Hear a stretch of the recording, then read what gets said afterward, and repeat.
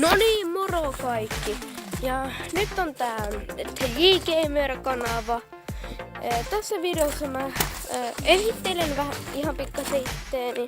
Sitten mä kerron mitä tähän kanavalle niinku tulee enimmäkseen.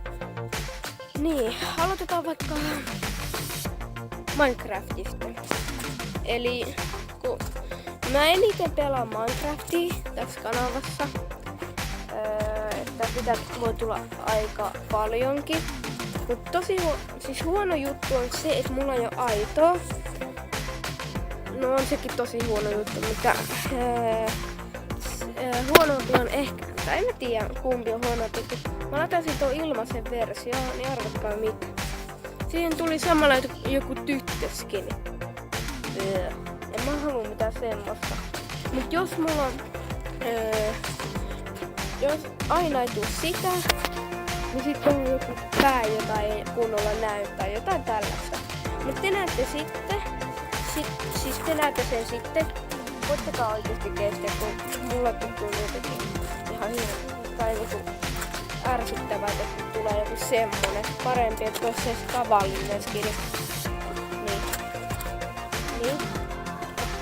Ja sitten toinenkin huono juttu, kun mä laitan sen ton ilmaisen version, että siinä, jos sä vaikka eilen luot jonkun maailman ja sit menet seuraavana päivänä pelaamaan, niin ne kaikki saavutukset on hävinnyt. Sun pitää aloittaa ne alusta.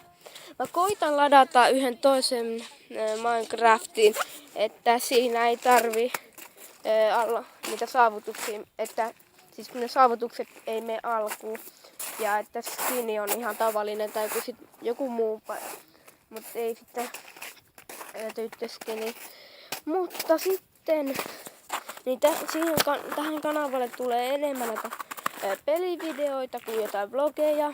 Voi tulla jotain paperilennokki-ohjeita tai jotain esim. Tällaista, en mä nyt tiedä. Niin ja sitten